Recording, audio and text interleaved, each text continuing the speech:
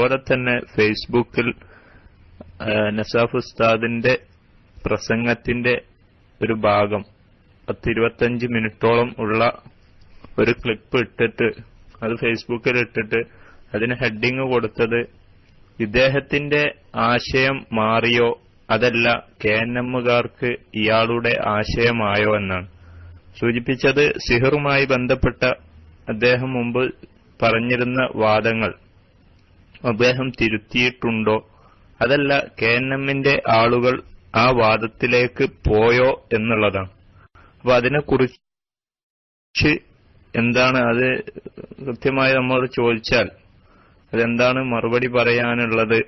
അതായത് സിഹറിനെ നിഷേധിച്ച കാര്യങ്ങളൊക്കെ അദ്ദേഹം തിരുത്തിയോ? KNMകാർ സിഹറിൽ വിശ്വസിക്കുന്നു, റസൂലുള്ളാഹി സ്വല്ലല്ലാഹു അലൈഹി വസല്ലമക്ക് സിഹർ ബാധിച്ച ഹദീസ് അവർ അംഗീകരിക്കുന്നു.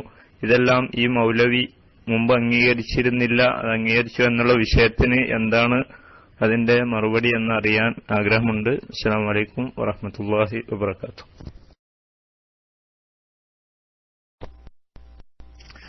അസ്സലാമു അലൈക്കും വറഹ്മത്തുള്ളാഹി.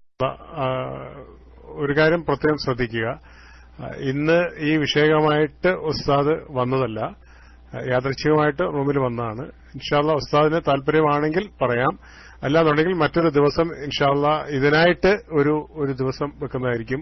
അദ്ദേഹം അതിനുള്ള ചോദ്യങ്ങൾക്ക് ഉത്തരം നൽകുന്നതായിരിക്കും. ഉസ്താദ് താല്പര്യപ്പെടുകയാണെങ്കിൽ ഉസ്താദിനെ പറയാം ഇൻഷാ അല്ലാഹ്. അതല്ല മറ്റൊരു ദിവസം ഉസ്താദ് പറഞ്ഞുകൊണ്ടാണ് മറ്റൊരു ദിവസം എന്തായാലും ഇതിന്റെ ഈ ഒരു ദിവസം നമ്മൾ വെക്കുന്നുണ്ട്. ഇതിനായിട്ടൊരു ചർച്ച ഇൻഷാ അല്ലാഹ് അടുത്ത ദിവസങ്ങളിൽ ഇൻഷാ അല്ലാഹ് അടുത്ത ദിവസങ്ങളിൽ തന്നെ ഉണ്ടാവും. ഉസ്താദ് താല്പര്യപ്പെടുകയാണെങ്കിൽ ഉസ്താദ് മറുപടി പറയുക, അല്ലാന്നുണ്ടെങ്കിൽ വിഷയ സംബന്ധമായി ഇന്നത്തെ വിഷയം സുന്നത്തും ബിദ്അത്തുമാണ്. ഇൻഷാ അല്ലാഹ് ഉസ്താദിന്റെ താല്പര്യം പോലെ ഉസ്താദിനെ പ്രവർത്തിക്കാം. അസ്സലാമു അലൈക്കും.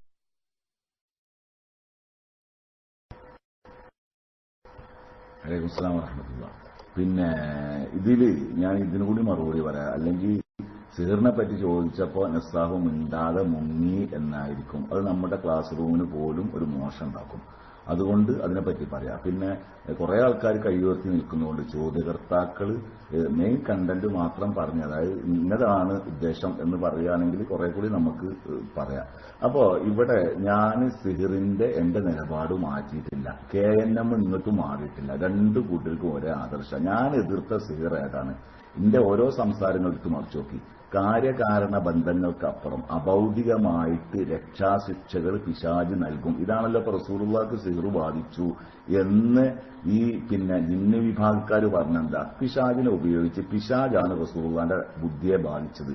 അങ്ങനെ പിശാചാണ് റസൂലുള്ളാഹിനെ കൊണ്ട് ഇതൊക്കെ പറയിപ്പിച്ചതെന്നാണല്ലോ. ഇത് KNMന്റെ പണ്ഡിതന്മാർ അംഗീകരിക്കുന്നില്ല. നിങ്ങൾക്ക് വേണമെങ്കിൽ ആരോടും വിളിച്ചു ചോദിച്ചു നോക്കി. തന്നെയുമല്ല, KNMന്റെ പണ്ഡിതന്മാരിൽ നിന്ന് പ്രഗത്ഭനായൊരു പണ്ഡിതൻ കുറച്ചു മുമ്പ്, അതായത് ഇപ്പൊ ഞാൻ KNMലേക്ക് പോവുക എന്ന് ചിന്തിക്കുന്നതിന് മുമ്പ് തന്നെ കോഴിക്കോട് ടൗണിൽ ആൾ വെച്ച് അദ്ദേഹം സംസാരിച്ചിട്ടുണ്ടല്ലോ. എവിടെയാണ് ആ ഹദീസിൽ? ഇനി ഞാൻ ഇതിന്റെ ആൾക്കാരൊക്കെ ചോദിക്കുകയാണ്. സുഹൈറ റസൂലുള്ളാഹി സ്വല്ലല്ലാഹു അലൈഹി വസല്ലം എന്ന് പറഞ്ഞ ഹദീസിൽ അത് ലബീദ് ഇബ്നു അസ്സം പിശാചിനെ ഉപയോഗിച്ചാണ് എന്ന ഹദീസിലില്ല. ആ ആശയത്തിൽ പറഞ്ഞതിനെ കർശനമായിട്ട് ഞാൻ എതിർത്തിട്ടുണ്ട്. അത് ഇനി എതിർക്കും ചെയ്യും. അത് ഞാൻ മാത്രമല്ല എതിർക്കുക, KNMന്റെ പണ്ഡിതന്മാർ എതിർക്കും. ഞാൻ ആ വിഷയത്തിൽ ചർച്ച ചെയ്തിട്ട് തന്നെയാണ് അതിക്ക് പോയിട്ടുള്ളത്. ആ വിഷയത്തിൽ അവരും പറഞ്ഞത് അള്ളാഹുവിന്റെ റസൂലിനെ പിശാച് ബാധിച്ചു എന്ന് നമ്മൾ ആരും പറയുന്നില്ല. അത് ഞങ്ങൾ നയുവല്ല, അത് ആ ആശയം പറഞ്ഞ് പ്രചരിപ്പിച്ചിരുന്നവരെ ഞാൻ കർശനമായി എതിർത്തിട്ടുണ്ട്. എന്താ സംശയമുള്ളത്? അപ്പൊ പിന്നെ എന്താ ഇവിടെ ഉള്ളത് എന്നുള്ളത്? അള്ളാഹുവിന്റെ റസൂലിന് സിഹർ ബാധിച്ചു. അതിന് ഇന്നലെ അനസ് മൗലവി ഇവിടുന്ന് ഫറോക്കിന്ന് വായിച്ചല്ലോ. പിന്നെ ഇബ്നു ഹജർ പറഞ്ഞ ഒരു പനി ബാധിച്ച ആൾ പോലും എന്തെങ്കിലും ഈ അത്തും വിത്തും പറയലുണ്ടല്ലോ, അത് അഭൗതികോ ഭൗതികോ? അതെല്ലാവർക്കും അറിയാം അത് ഭൗതികമാണെന്നുള്ളത്. ഇത് മഹാനായ ഉമർ സുല്ലമി അദ്ദേഹം സംസാരിച്ചിട്ടുണ്ടല്ലോ. ജമിയത്തുൽ ഉലമയുടെ യോഗത്തിൽ ഞങ്ങളോട് പറഞ്ഞിട്ടുണ്ട്. അദ്ദേഹത്തെ റിയാദിൽ കൊണ്ടുപോയി ഷെയ്ഖുമാര് ചോദ്യം ചെയ്തു, നമ്മളെ ജിന്ന് വിഭാഗക്കാർ ഒറ്റുകൊടുത്തിട്ട്. അന്ന് അദ്ദേഹത്തോട് നിങ്ങൾ കേരളത്തിൽ സിഹറിനെ നിഷേധിക്കുന്ന പണ്ഡിതനാണ് എന്ന് കേൾക്കുന്നുണ്ടല്ലോ ചോദിച്ചപ്പോൾ അദ്ദേഹം പറഞ്ഞ മറുപടി, അദ്ദേഹം പറഞ്ഞു അള്ളാഹുവിന്റെ റസൂലിനെ പിശാച് ബാധിച്ചെന്ന് ഇതിന്റെ ബുദ്ധി കേടുവെത്തി. അത് എനിക്ക് വിശ്വസിക്കൂല, ഞാൻ അത് എവിടെയും പറഞ്ഞിട്ടില്ല. അതേ സമയത്ത് തിബിയായ വല്ല തോന്നലുകളും ആണെങ്കിൽ അതിന് കുഴപ്പമില്ല എന്ന് പറഞ്ഞു. അതെന്നെപ്പോ KNMും പറഞ്ഞോളും, അതെന്നെപ്പോ നമ്മളും പറഞ്ഞോളും. അതിലെന്താ തെറ്റുള്ളത്? ആണ് പറഞ്ഞത് നിങ്ങൾ. ഞാൻ പറഞ്ഞു ഒന്നുകൂടി പറഞ്ഞുതരാം, എവിടെയും പറഞ്ഞോളി കേട്ടോ. അതിപ്പോ ഇന്നലെ ഞാനാണ് പബ്ലിക്കിൽ പറഞ്ഞല്ലോ. എന്നിട്ട് അവിടെ ഉണ്ടായിരുന്ന ബാക്കവിന്റെ അവിടെ മൂപ്പര് തിരുത്തിയോ? ഇല്ലല്ലോ. അനസ് മൗലവി തിരുത്തിയോ? ഇല്ലല്ലോ. അപ്പൊ റസൂലുള്ളാഹിക്ക് സിഹിർ ബാധിച്ചോ എന്ന് ചോദിച്ചാൽ ബാധിച്ചു എന്ന് അങ്ങനെ പറയാം. എങ്ങനത്തെ ഏത് രൂപത്തിലുള്ള സിഹിർ പിശാച് ബാധിച്ചോ റസൂലുള്ളാഹിക്ക്? ഇല്ല, പിശാച് റസൂലുള്ളാഹിക്ക് ബാധിച്ചിട്ടില്ല. അങ്ങനെയുമ്പോഴാണ് നമ്മളെ അക്കീദക്ക് കുഴപ്പമുള്ളത്. അപ്പൊ ഞാൻ അയിമലൊന്നും പിടിച്ചു തൂങ്ങാനൊന്നും ഒരു പോക്കില്ല. ഇനി ഈ സമയം ആയതുകൊണ്ട്, അല്ലെങ്കിൽ ബാക്കി കൂടി ഞാൻ വിശദീകരിച്ചു തരും. ഇപ്പൊ എന്റെ പഴയ നിലപാടിന്ന് വല്ല മാറ്റം വന്നോ? പഴയ നിലപാടിന്ന് മാറ്റം വന്നോ? ഇല്ലല്ലോ, ഇല്ല. അതന്നെ ഇപ്പോൾ ഉള്ളത്. കാര്യകാരണ ബന്ധങ്ങൾക്കപ്പുറം രക്ഷാശിക്ഷകൾ നൽകാൻ പിശാചിന് കഴിവുണ്ട് എന്നാണ് സിഹിർ കൊണ്ട് തെളിയിക്കപ്പെടുന്നതെന്ന് ഒരാൾ പറയുമ്പം അവിടെയാണ് നമുക്ക് വിമർശനം വരുന്നത്. ഇനി തിബിയായിട്ട് എങ്ങനെയാന്നുള്ളത് അത് പിന്നെ KNM മർക്കസ് ദാവന്റെ ആൾക്കാരുടെ ചോദ്യമാണെങ്കിൽ അത് ബഹുമാന്യനായ CP-യോട് നിങ്ങൾ ചോദിച്ചാൽ മതി. സർ, നിങ്ങൾ എന്താ അവിടെ തിബി എന്ന് ഉദ്ദേശിച്ചത് എന്ന് അദ്ദേഹം തന്നെ പറഞ്ഞുതരും. അദ്ദേഹം കൃത്യമായിട്ട് പറഞ്ഞുതരും. അപ്പൊ ആ ഭാഗം ക്ലിയർ ആയല്ലോ. ഇനിയിപ്പോൾ അതിൽ ഒന്നും പറയാനല്ലോ. പിന്നെ നിങ്ങൾ വിചാരിച്ചത് എന്താ, ഒരു അന്തുമില്ലാതെ വെറുതെ കളം മാറുക എന്നല്ല. അതൊക്കെ ഇതിന്റെ പണ്ഡിതന്മാരായിട്ട് ചർച്ച ചെയ്ത് അതിലൊക്കെ നയപരമായിട്ടുള്ള ഒരു സമീപനങ്ങൾ നമുക്ക് ഒരു ദീനിന് എതിരില്ലാത്ത രൂപത്തിൽ കാര്യങ്ങൾ മനസ്സിലാക്കിയിട്ടും അത് കൃത്യമായിട്ട് പറഞ്ഞിട്ടും ബോധ്യപ്പെട്ടിട്ടും തന്നെയാണ്. അല്ലാതെ ഇതൊരു ആവേശത്തിന് ചാട് അങ്ങോട്ടും ഇങ്ങോട്ടും ചാടുക. ഇത് കോൺഗ്രസിന് ലീക്കോ കോൺഗ്രസിനോ പോകണമായിരിക്കുന്നല്ലോ. അപ്പോ ചുരുക്കി പറഞ്ഞിട്ടുണ്ടെങ്കിൽ ഞാൻ പറഞ്ഞല്ലോ, ആ രൂപത്തിൽ സിഹിർ വായിച്ചു വെച്ചാൽ സിഹിർ വായിച്ചു എന്ന് പറയാം. ഷഹർ റസൂലുള്ളാഹി സ്വല്ലല്ലാഹു അലൈഹി വസല്ലം ആ ഹദീസിൽ പിശാചാണെന്ന് പറഞ്ഞിട്ടില്ല. ആ ഹദീസിൽ ഇപ്പോ പിന്നെ മുമ്പുണ്ടായ ഒരു സംഭവം ഞാൻ പറഞ്ഞേട്ടെ. നാസർ സുല്ലമി അദ്ദേഹം എന്നോട് സംസാരിച്ച സക്കരിയ മൗലവിയോട് ചോദിച്ചു പോലും അദ്ദേഹം, അല്ല സക്കരിയ, ആ ഹദീസിൽ എവിടെയെങ്കിലും റസൂലുള്ളാഹിക്ക് സിഹിർ ബാധിച്ചു എന്നുള്ളത് പിശാചാണ് ചെയ്തെന്നുണ്ടോ? ഏതെങ്കിലും ഉലമാക്കൾ അത് പിശാച് ബാധിച്ചതാണെന്ന് വിശദീകരിച്ചിട്ടുണ്ടോ? അതിന് സക്കരിയ മൗലവി കൊടുത്ത മറുപടി എന്നോട് നാസർ സുല്ലമി പറഞ്ഞത് ഇതുവരെ അങ്ങനെ ഉണ്ട് എന്ന് അദ്ദേഹം പറഞ്ഞു തന്നിട്ടില്ല. അങ്ങനെ പറഞ്ഞിട്ടില്ല, അങ്ങനെ ഇവിടെ ഇല്ല എന്നുള്ളതാണ്. നിങ്ങൾ സക്കരിയ മൗലവിയോട് ചോദിച്ചു നോക്കി, നബിക്ക് സിഹിർ ബാധിച്ചു എന്നുള്ളതിന്റെ ആശയം പിശാച് ബാധിച്ചു എന്ന ഹദീസിലുണ്ടോ? ബുഖാരിയിലെയോ മുസ്ലിമിലെയോ മറ്റു വേർന്നിടത്തോ എവിടെയെങ്കിലും ഉണ്ടോ എന്ന് ചോദിച്ചു നോക്കി. ഇനി ഏതെങ്കിലും പണ്ഡിതന്മാര് അതിനെ സംബന്ധിച്ച് അങ്ങനെ വിശദീകരിച്ചിട്ടുണ്ടോ എന്ന് ചോദിച്ചു നോക്കി. അപ്പോ ഇല്ലാത്തൊരു കാര്യം ചില ആൾക്കാർ വിശദീകരിച്ചു. ഏത് റസൂലുള്ളാഹിക്ക് സിഹിർ ബാധിച്ചു എന്ന് പറഞ്ഞതിന്റെ അർത്ഥം എന്താണ്? അത് പിശാച് ബാധിച്ചേക്കാണ് അള്ളാഹുവിന്റെ റസൂലിനെ എന്ന് പറയുന്ന ആ വിശ്വാസത്തെ നമുക്ക് എതിർക്കേണ്ടി വരും. ഇപ്പോഴും എതിർക്കും. അപ്പൊ ഇവിടെ എന്റെ വിശ്വാസത്തിന് എന്താ കേടുപറ്റിയത്? എന്റെ നിലപാടിന് എന്താ കേടുപറ്റിയത്? KNM-ന്റെ നിലപാടിന് എന്താ കേടുപറ്റിയത്? KNM-ന്റെ പണ്ഡിതന്മാരുടെ നിലപാടിന് എന്താ കേടുപറ്റിയത്? ഞാൻ പിന്നെ ഇതിലേക്ക് പോയപ്പോ അവരോട് പറഞ്ഞെന്താ, ഖുർആനും സുന്നത്തും അതിനനുസൃതമായിട്ട് KJU എടുക്കണം. KJU എന്ന് പറഞ്ഞ ഒരു പണ്ഡിത സഭയാണ്. അബൂബക്കർ എന്ന് പറഞ്ഞ അബൂബക്കർ നസ്സഫ് പറഞ്ഞ ഒരു വ്യക്തിയാണ്. എന്റെ അഭിപ്രായത്തിനേക്കാൾ, എന്റെ കണ്ടെത്തലിനേക്കാൾ ഏറ്റവും പ്രധാനവും ഏറ്റവും വലുതും സ്വാഭാവികമായിട്ട് പണ്ഡിത സംഘടനന്റെ കണ്ടെത്തലുകളായിരിക്കും. അത് ഉറപ്പാണല്ലോ. ഇപ്പോ മർക്കസ് ദഅവ, KNM മർക്കസ് ദഅവ, അതിൽ നിൽക്കുന്ന സുഹൃത്തുക്കളും ഇതുവരെ ഉണ്ടായ നമ്മുടെ സഹോദരങ്ങളും കൂട്ടുകാരും അവരൊക്കെ അംഗീകരിക്കുന്ന കാര്യമാണല്ലോ. വ്യക്തിയുടെ അഭിപ്രായത്തിനേക്കാൾ പ്രാധാന്യം കൊടുക്കേണ്ടത് അവനവന്റെ പണ്ഡിത സംഘടനയുടെ അഭിപ്രായത്തിനാണ്. അപ്പൊ എന്റെ നിലപാട് ഇതാണ്. ഒന്നുകൂടി മനസ്സിലാക്കി തരാം. ഖുർആനും സുന്നത്തും അനുസൃതമായിട്ട് KJU എടുക്കുന്ന നിലപാടാണ്. അതാണ് എന്റെ നിലപാട്. കാരണം ഞാനൊരു വ്യക്തിയാണ്, അത്ര ഒരു ഇൽമുള്ള ആളുമല്ല. എന്റെ പേര് ഫൈസൽ, നന്ദിയിലാണ് പ്രവേശം. ചോദ്യം 2 മിനിറ്റ് ആയതുകൊണ്ട് കൂടുതൽ ഞാൻ ചോദിക്കുന്നില്ല. ഇപ്പൊ സിഹിറും ഹദീസും എന്ന് പറഞ്ഞുകൊണ്ട് ശബാബിൽ വന്ന ഒരു വാചകമാണ്. വായിക്കാൻ സമയം തന്നെ വായിക്കാം, അല്ലെങ്കിൽ അതെനിക്കറിയാമായിരിക്കും എന്താണ് സംഗതി. പ്രവാചകന് സിഹിർ ബാധിച്ചതായുള്ള ഹദീസ് ബുഖാരിയിൽ കാണാൻ കഴിഞ്ഞു. എന്നാൽ ഇത് തെറ്റാണെന്ന് വ്യാഖ്യാനിക്കുന്ന ചില പ്രസംഗങ്ങളും കേൾക്കാനിടയായി. ഇതിന്റെ വസ്തുത എന്താണ്? വിശദീകരിക്കാമോ? സൂറത്ത് ഇഖ്ലാസ്, ഫലക്ക്, നാസ് എന്നിവയുടെ അവതരണത്തിന് ഈ സംഭവവുമായി ബന്ധമുണ്ടോ? ഞാൻ അതിന്റെ ഉത്തരത്തിന്റെ ഒരു ചുരുക്ക വിശദീകരണം പറയാം. ഈ ഹദീസ് ദുർബലമാണെന്നോ, ഈ ഹദീസ് വിശുദ്ധ ഖുർആനിന് വിരുദ്ധമാണെന്നോ, ഈ ഹദീസ് പിന്നെ ഈ സിഹിറുമായി ബന്ധപ്പെട്ട കാര്യം വിശ്വാസപരമായ കാര്യമായതിനാൽ ഖബർ ആഹാദായ ഇത്തരത്തിലുള്ള ഹദീസുകൾ കൊണ്ട് തന്നെ കത്തൽ കിട്ടുകയില്ല, അതുകൊണ്ട് ഈ ഹദീസ് തള്ളിക്കളയേണ്ടതാണ് എന്നോ ബഹുമാന്യനായ നമ്മുടെ ഈ ഇസ്ലാഹി പ്രസ്ഥാനത്തിന്റെ നവോത്ഥാന ചരിത്രത്തിന് നായകത്വം വഹിച്ച ബഹുമാന്യ പണ്ഡിതൻ ചെറിയമുണ്ടം അബ്ദുൽ ഹമീദ് മദനി ശബാബിനോട് കൊടുത്ത മറുപടിയാണിത്. ഈ മറുപടിയോടുകൂടി അദ്ദേഹം സിഹിറുമായി ബന്ധപ്പെട്ട അള്ളാഹുവിന്റെ റസൂലിന് സിഹിർ ബാധിച്ചു എന്ന ഹദീസ് അദ്ദേഹം സ്വീകരിക്കുന്നതോടുകൂടി അദ്ദേഹം അള്ളാഹുവിന്റെ റസൂലിനെ ഭ്രാന്തനാക്കിയോ, അദ്ദേഹം അള്ളാഹുവിന്റെ റസൂലിനെ അന്തംഗമ്മിയാക്കിയോ? വിശദീകരിക്കുക. അസ്സലാമു അലൈക്കും വറഹ്മത്തുള്ളാഹി. ഇവിടെ ഒരു കാര്യം ചോദ്യകർത്താവ് ഫൈസൽ പറഞ്ഞത്, ചെറിയമുണ്ടം അബ്ദുൽ ഹമീദ് മദനി എന്ന് പണ്ഡിതനുണ്ട്. അദ്ദേഹം എന്തു പറഞ്ഞാലും അന്ധമായി അനുകരിക്കണം എന്നാണ് ഇപ്പൊ അദ്ദേഹം പറഞ്ഞുകൊണ്ടത്. മുജാഹിദുകളെ, ഇസ്ലാഹി പ്രസ്ഥാനത്തിന്റെ വക്താക്കളെ, നിങ്ങൾക്ക് എന്താണ് കഴിഞ്ഞുപോയ പണ്ഡിതന്മാർ പഠിപ്പിച്ചു തന്നത്? ഇമാം ഷാഫി ആണെങ്കിൽ പോലും അദ്ദേഹം പറയുന്നത് പരിശുദ്ധ ഖുർആനും തിരുസുന്നത്തിനും അനുസൃതമായിട്ടാണെങ്കിൽ അത് അംഗീകരിക്കുക, അതല്ലെങ്കിൽ തിരസ്കരിക്കുക, അതല്ലേ പറഞ്ഞിട്ടുള്ളത്? അല്ലേ?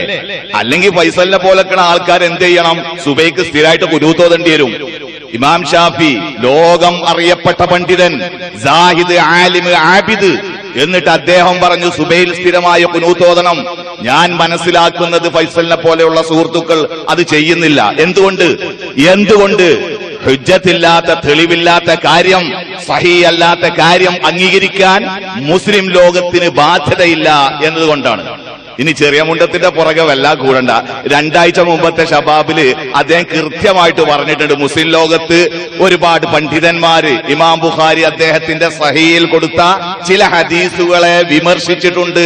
അവിടേക്ക് നമ്മുടെ ചോദ്യകർത്താവ് എത്തിയില്ല. അദ്ദേഹം ഏതോ പഴയ ഒരു കോപ്പിയ നമ്മളെ സുഹൃത്തുക്കൾ ആരെയും പറഞ്ഞില്ല. അവിടെ നന്ദി തന്നെയുണ്ട് സുഹൃത്തു, 2-3 ആഴ്ച മുമ്പ് കറക്റ്റ് പറയുകയാണെങ്കിൽ അതിൽ ചെറിയ മുണ്ടം പറഞ്ഞു. ഇപ്പൊ നിങ്ങൾ ചെറിയ മുണ്ടത്തിലെ തഖ്ലീദ് ചെയ്യോ? ഇതാണ് എന്റെ ചോദ്യം. അദ്ദേഹം പറഞ്ഞു മുസ്ലിം ഉമ്മത്തിലെ ചില പണ്ഡിതന്മാർ ഇമാം ബുഖാരിയുടെ ചില ഹദീസുകളെ വിമർശിച്ചിട്ടുണ്ട് എന്ന് 3 ആഴ്ച മുമ്പ് പറഞ്ഞു. ഈ ചെറിയ മുണ്ടത്തിനെ തഖ്ലീദ് ചെയ്യുമോ? ചെയ്യലുണ്ടാവില്ല. ആദ്യത്തേമേ തഖ്ലീദ് വേണ്ട.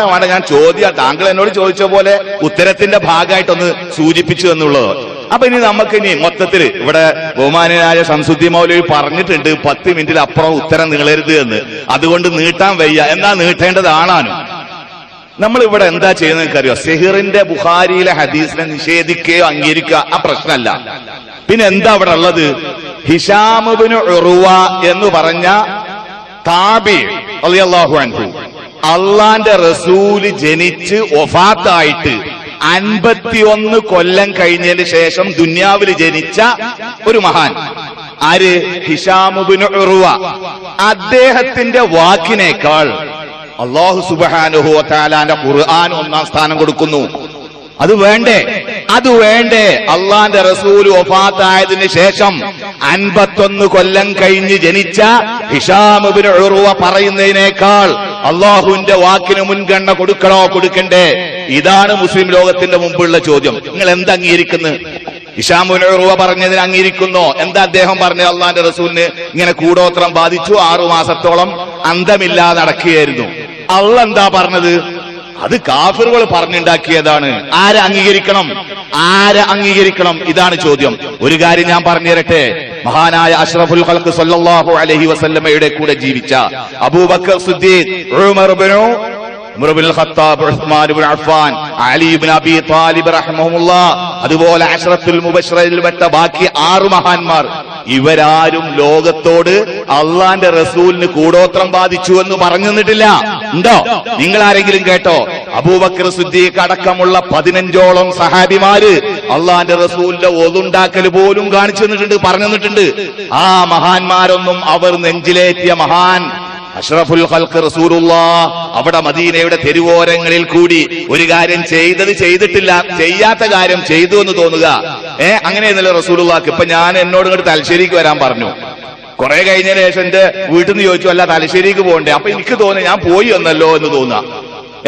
ഇതായിരുന്നു റസൂലുള്ളാഹിക്ക് ബാധിച്ചത്. അതിനല്ലേ അന്തം കമ്മി എന്ന് പറയുക, അല്ലെ? ഭാഷാപരമായിട്ട് ഞാൻ ഇത് ആവർത്തിച്ച് ചെയ്താലോ നിങ്ങൾ പറയില്ലേ നമ്മൾ അബൂബക്കർ സാഹിബിന് അരബിരി ലൂസായിട്ടുണ്ട് എന്ന് പറയില്ലേ? ചെയ്യാത്ത കാര്യം ചെയ്തു എന്ന് തോന്നുക. ഇപ്പൊ എന്നോട് ഉത്തരം പറയാൻ പറഞ്ഞു. എനിക്ക് അവിടെ കുത്തരനെന്ന് തോന്നുക, ഞാൻ ഉത്തരം പറഞ്ഞിട്ടുണ്ട് എന്ന് തോന്നുക. അഷ്റഫുൽ ഖൽഖ് ആരാ? അല്ലാഹുവിന്റെ റസൂലാരാ? ഹബീബായ മുത്തു മുഹമ്മദുർ റസൂലുള്ളാഹ്.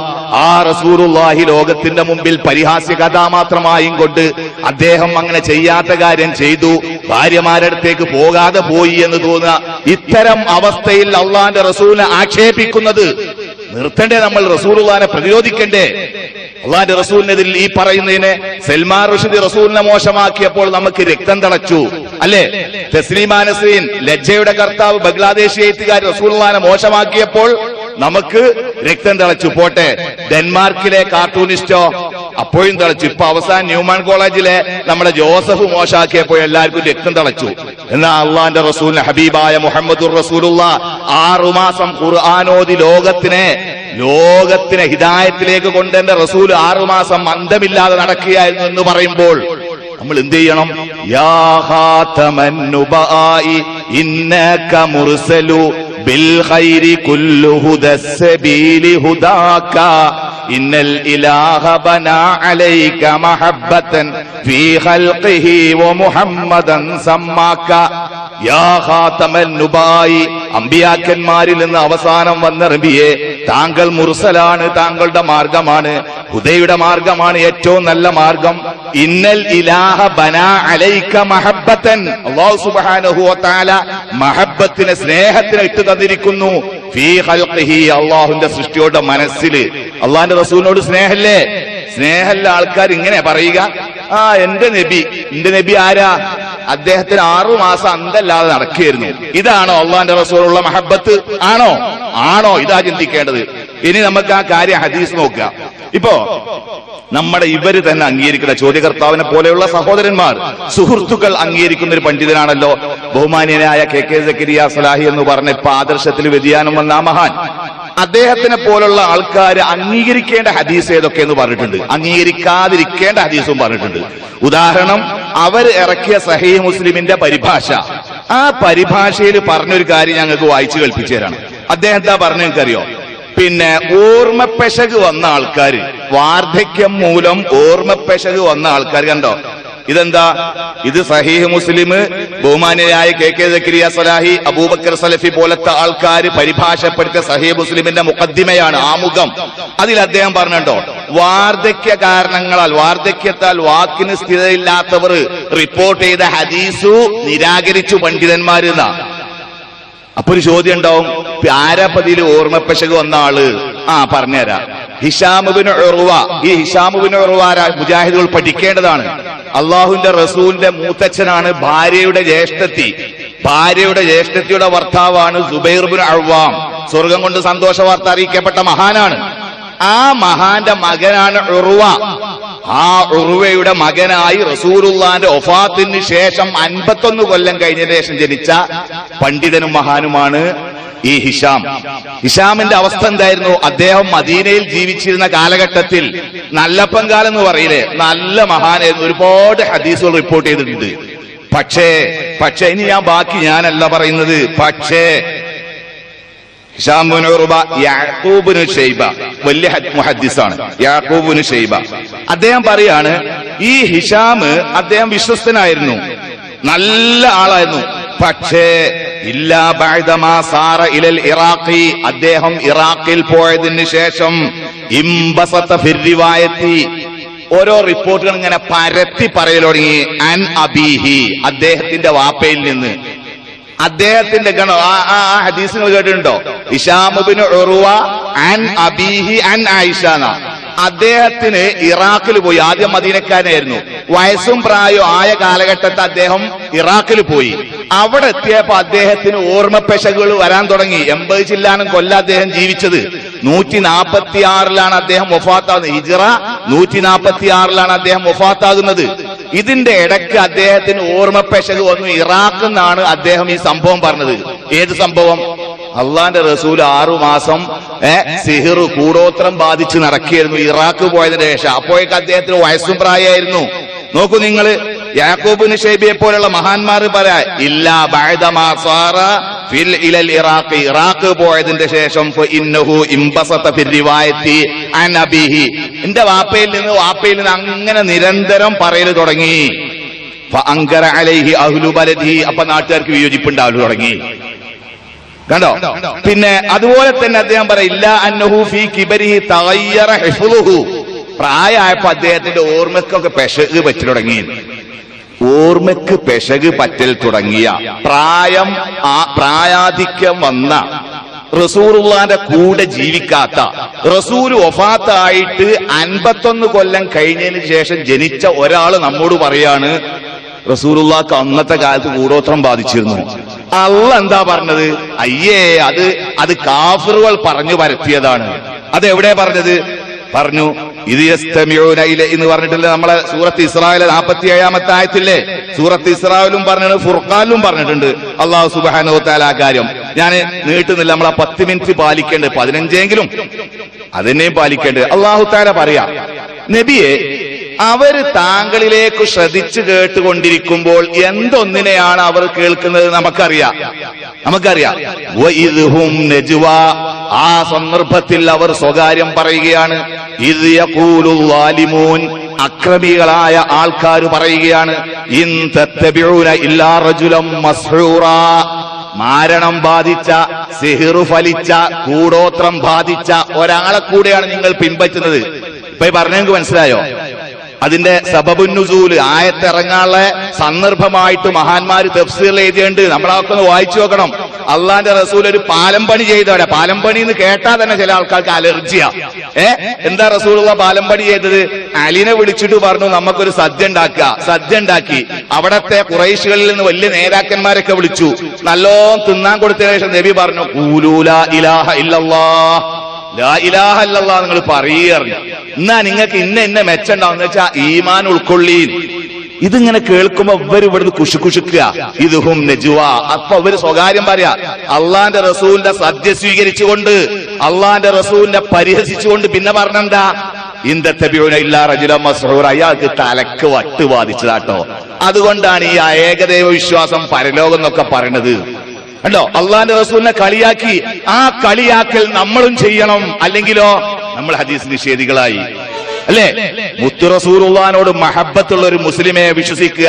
23 കൊല്ലം ആ മഹാൻ ഖുർആനോദി സമൂഹത്തെ ഹിദായത്തിലേക്ക് ക്ഷണിച്ചവനാണ്. 22.5 കൊല്ലം ഹിദായത്തിലേക്ക് ക്ഷണിക്കുകയും 6 മാസം തലക്ക് വെളിവില്ല നടക്കുകയുമായിരുന്നില്ല. ഇതാണ്. അല്ല, ഇങ്ങനെ വിശ്വസിച്ച അള്ളാഹ് നമ്മളെ ശിക്ഷിക്കോ? നീ എന്തേ മുഹമ്മദ് നബിയെ 6 മാസം പൊട്ടനാക്കിയിരുന്നു എന്ന് പറഞ്ഞ അള്ളാഹ് നമ്മളെ ശിക്ഷിക്കുവോ? അള്ളാന്റെ റസൂലിന് വട്ടുപിടിച്ച് നടക്കുകയായിരുന്നു എന്ന് പറഞ്ഞാൽ നിങ്ങൾക്ക് ഈമാൻ കൂടുവോ? തഖ്വ കൂടുവോ? തൗഹീദ് കൂടുവോ? ഇല്ലല്ലോ. നോക്കൂ, നിങ്ങൾ ചില ആൾക്കാർ പറയല് തുടങ്ങിയത് റസൂലുള്ളാഹിനെ എങ്ങനെയെങ്കിലാണ് മോശാക്കി തന്നെ. എന്നിട്ട് പിന്നെ അള്ളാഹ് എന്താ പറഞ്ഞത്? അവര് പറഞ്ഞത് ശരിയാണ് എന്നല്ല അള്ളാഹ് പറഞ്ഞത്. ഉൻദുർ കൈഫ ലറബൂ ലക്കൽ അംസാൽ, നബിയെ താങ്കൾ ഉദാഹരിച്ചത് നോക്കൂ. ഫളല്ലൂ ഫലാ യസ്തതിഊന സബീലാ, അങ്ങനെ അള്ളാന്റെ റസൂലിന് മാരണം ബാധിച്ചു എന്ന് പറഞ്ഞവർ വഴികെട്ട് പോയിരിക്കുന്നു. ഫലാ യസ്തതിഊന സബീലാ, ഇനി നന്നാവാൻ പണിയാണ് എന്നാ. അപ്പൊ നമ്മൾ കാണുന്ന ചില ആൾക്കാരെ പോലെ ഫളല്ലൂ, അള്ളാന്റെ റസൂലിനെ സംബന്ധിച്ച് മോശം പറഞ്ഞ ആൾക്കാര്, അള്ളാന്റെ റസൂലിനെ ആക്ഷേപിച്ചവർ, മഹാനായ അഷ്റഫുൽ ഖൽഖിന് 6 മാസം ബുദ്ധിക്ക് സ്ഥിരതയില്ലായിരുന്നു എന്ന് പറഞ്ഞവർ, ഫളല്ലൂ ഫലാ യസ്തതിഊന സബീലാ, അവർ വഴിപേച്ചു പോയിരിക്കുന്നു, ഇനി നന്നാകാൻ പറ്റൂല. എന്നാ ഒരു ഉദാഹരണം ഞാൻ വേഗം പറഞ്ഞുതരാം. നബിനെ പറ്റി അവര് മക്കക്കാരും അല്ലാത്തവരും പല കളിയാക്കലും നടത്തിയിട്ടുണ്ട്. ഒരിക്കൽ പറഞ്ഞു റസൂലുള്ളാഹി കവിയാണ്. ഇതൊക്കെ ഈ ഖുർആനും മറ്റൊക്കെ ചില കവിതകളാണ്. അസാതീറുൽ അവ്വലീന എന്നൊക്കെ പറഞ്ഞല്ലോ. അതിന് അല്ലാഹു തആല ഇതുപോലെ രൂക്ഷമായ മറുപടി കൊടുത്തിട്ടില്ല. സൂറത്ത് യാസീൻ കൊടുത്തു നിങ്ങള്. അള്ളാന്റെ റസൂലിനെ പ്രതിരോധിച്ച അല്ലാഹ് ഇങ്ങനെ, വമാ അല്ലംനാഹു ശിഅറ വമാ യംബഗീ ലഹു ഇൻ ഹുവ ഇല്ലാ ദിക്റുൻ വ ഖുർആനും മുബീൻ. അള്ളാന്റെ റസൂലിന് നാം കവിത പഠിപ്പിച്ചിട്ടില്ല, അവിടത്തെ സ്ഥാനത്തിന് യോജിച്ചതല്ല. വമാ യംബഗീ ലഹു, അള്ളാന്റെ റസൂലിന്റെ സ്ഥാനത്തിന് യോജിച്ചല്ല റസൂൽ ഒരു കവിയായി നടക്കുക. ഇവര് പറയാം അള്ളാന്റെ റസൂലിന്റെ സ്ഥാനത്തിന് യോജിച്ചാണ് തലക്ക് വട്ടുപിടിച്ച് കിടക്കൽ. അള്ളാഹ് പറയാം കവിയായി നടക്കൽ പോലും അള്ളാന്റെ റസൂലിന്റെ സ്ഥാനത്തിന് യോജിച്ചതല്ല. വമാ യംബഗീ ലഹു ഇൻ ഹുവ ഇല്ലാ ദിക്റുൻ വ ഖുർആനും മുബീൻ. ഇത് വ്യക്തമായ ഖുർആനാണ്. ഇപ്പൊ ഞാൻ പറഞ്ഞു വന്നതിന്റെ ആകത്തുക, ഇവിടെ മഹാനായ അഷ്റഫുൽ ഖൽഖ് സല്ലല്ലാഹു അലൈഹി വസല്ലം, എന്റെ ഹബീബായ റസൂലുള്ളാഹി, ആ റസൂലുള്ളാഹി സമ്പൂർണ്ണ മനുഷ്യനായിരുന്നു. നിങ്ങൾ സമസ്തക്കാര മദ്രസയിൽ പോയ ആൾക്കാർ പോലും പഠിച്ചൊരു കാര്യമുണ്ട് ചെറുപ്പത്തിൽ. എന്താ? പ്രവാചകന്മാർക്ക് നിർബന്ധമായി ഉണ്ടാവേണ്ട ഒരു സിഫത്തുണ്ട്. ഒന്നല്ല ഒന്നിലധികം ഉണ്ട്. അതിൽ പെട്ട ഒരു കാര്യമാണ് ഫതാനത്ത്, ബുദ്ധി സാമർഥ്യം ഉണ്ടാവണം, മന്ദപ്പുണ്ടാവാൻ പാടില്ല. മന്ദബുദ്ധി ആവാൻ പാടില്ല ഒരൊറ്റ നബിയും. എല്ലാ നബിമാരും നല്ല ബുദ്ധിയുള്ള ആൾക്കാരായിരുന്നു. കാരണം എന്താ? നുബുവത്തും റിസാലത്തും കൊണ്ടടക്കണമെങ്കിൽ പൂർണ്ണ ബുദ്ധി ഉണ്ടാവണം, അല്ലേ? എന്റെ ഹബീബായ റസൂലുള്ളാഹി സത്യസമ്പൂർണൻ, അദ്ദേഹം ഇൻസാൻ കാമിൽ, പൂർണ്ണ മനുഷ്യനായിരുന്നു. ഇനി അതോടൊപ്പം ചിന്തിക്കേണ്ട ഒരു കാര്യം ഈ പുസ്തകത്തിൽ എന്നെ പറയുന്നുണ്ട്, ഖുർആന് വിരുദ്ധമായ കാര്യം ഹദീസിൽ വന്നാലും അത് അംഗീകരിക്കണ്ട. എനിക്ക് വായിക്കാൻ നേരല്ല, വേണ്ട ആൾക്കാർ പോയി വാങ്ങിക്കോളൂ, വായിച്ചോളൂ കേട്ടോ. ഖുർആന് വിരുദ്ധമായ ഹദീസ്, അതിനെതിലൊരു ഉദാഹരണം കൊടുത്തിട്ടുണ്ട് ബഹുമാന്യനായ സക്കരിയ സലാഹിം അബൂബക്കർ സലഫിയെ പോലുള്ള ആൾക്കാർ. എന്താണോ, പിന്നെ ഖുർആനിലെ വ്യക്തമായ നിയമങ്ങൾക്ക് വിരുദ്ധമാകുക, വ്യഭിചാരപുത്രന്റെ 7 തലമുറ സ്വർഗത്തിൽ പ്രവേശിക്കയില്ല എന്ന് നബി പറഞ്ഞായി ഉദ്ധരിക്കപ്പെടുന്നത് വ്യാജമാണെന്ന് ഇക്കാരണത്താലാണ് വിധിക്കപ്പെട്ടത്. ഹദീസുണ്ട് അങ്ങനെ. എന്ത്? വ്യഭിചാരത്തിൽ ജനിച്ച ഒരു പുത്രൻ, ആ പുത്രന്റെ മകന്റെ മകന്റെ മകന്റെ മകൻ 7 തലമുറ സ്വർഗത്ത് കിടക്കൂല. ഹദീസുണ്ട്. അത് വലിച്ചെറിയണമെന്നാ സക്കരിയ ഉസ്താദ് പറഞ്ഞു തന്നെ നമുക്ക്. എന്തുകൊണ്ട്? ഖുർആന്റെ ആശയത്തിന് അത് എതിരാണ്. എന്താ ഖുർആന്റെ ആശയം? വലാ തസിറു വാസിറത്തുൻ വിസ്റ ഉഖ്റ, ഒരാളുടെ തെറ്റ് മറ്റൊരാൾ ഏൽക്കേണ്ടതില്ല. അതിനനുസരിച്ച് നോക്കുമ്പോ ഈ ഹദീസ് വലിച്ചെറിയണമെന്നാ പറഞ്ഞത്. അള്ളാന്റെ റസൂലിനെ പറ്റി അള്ളാഹ് പറയാ, നബിക്കു മരണം ബാധിച്ചു എന്ന് കാഫിറുകൾ പറഞ്ഞു പരത്തിയ ഖുർആൻ പറയാ. നമ്മളെ ആൾക്കാർ പറയാ ഖുർആനാണ് വലിച്ചെറിഞ്ഞേക്കി, എന്നിട്ടോ ആ ഹദീസിൽ പറഞ്ഞ അതാണ് അംഗീകരിച്ചാ മതി. അപ്പൊ നിങ്ങൾക്ക് വേറെ സംശയം ഉണ്ടോ? ഇത് ലോകത്ത് വേറെ പണ്ഡിതന്മാരാരെങ്കിലും പറഞ്ഞിട്ടുണ്ടോ?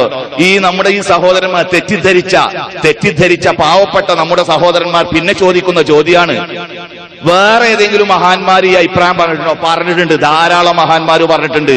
ജാമിഉൽ അഹ്കാം എന്ന് പറഞ്ഞ ഹംബലി ഹനഫി മദ്ഹബിലെ കിതാബ് എഴുതിയ, ജാമിഉൽ അഹ്കാം എന്ന് പറഞ്ഞ കിതാബ് എഴുതിയ ഇമാം അബൂബക്കർ ജുസ്സാസ്, ഒരു പക്ഷെ അയാളെ നിങ്ങൾ കേട്ടിട്ടുണ്ടായില്ല. എന്തുകൊണ്ടാ? നമ്മളവിടുത്തെ മുസ്ലിമീങ്ങളൊക്കെ ഷാഫിയാക്കളാ. അപ്പൊ ഷാഫി മദ്ഹബിലെ ഇമാം ഷാഫിയെ, ഇമാം നവവിയെ, റാഫി ഇമാമിനെ, റംലി ഇമാമിനെ, ഇങ്ങനെയൊക്കെ നമ്മൾ കേൾക്കുള്ളൂ. ഹനഫി മദ്ഹബിൽ മുടിചൂടാമന്നൻ, എന്റെ ഓർമ്മയിൽ 10-ലധികം കിതാബിന്റെ കർത്താവ്, അദ്ദേഹം വ്യക്തമായി പറഞ്ഞു. അദ്ദേഹം പറഞ്ഞു, വായിക്കാൻ സമയമുണ്ട്. അദ്ദേഹം പറഞ്ഞെന്താ എനിക്കറിയോ?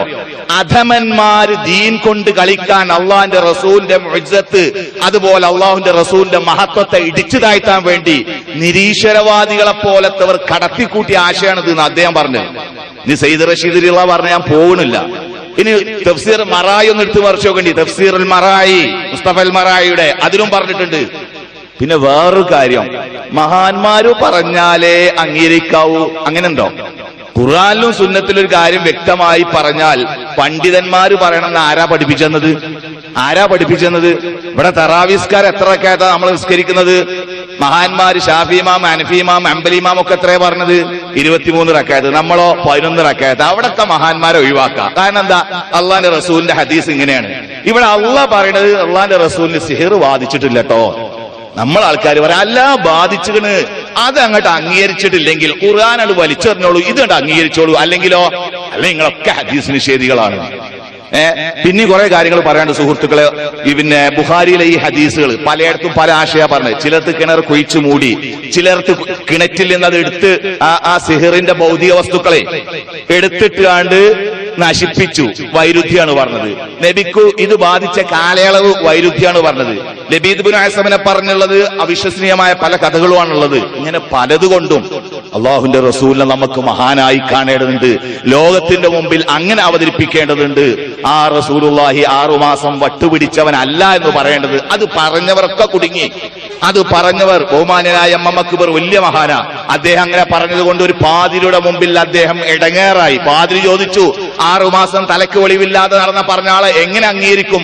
അങ്ങനെ പറഞ്ഞ മുഹമ്മദിന്റെ വാക്ക് എങ്ങനെ അംഗീകരിക്കും? മറുപടി ബബബായി പോയി.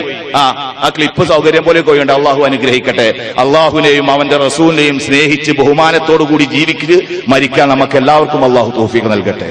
ബഹുമാനപ്പെട്ട നസാഫ് സാഹിബ് പറഞ്ഞതുമായി ബന്ധപ്പെട്ട് ശരിക്കും 1 മണിക്കൂർ നിങ്ങളുമായി ഈ വിഷയം സംവദിക്കാൻ സമയം വേണ്ടിവരും. എനിക്ക് 2 മിനിറ്റ് ഉണ്ട്. 2 മിനിറ്റ് ഉണ്ട് എനിക്ക്. പിന്നെ ഈ വിഷയം സംവദിക്കാൻ കഴിയേണ്ടി വരും.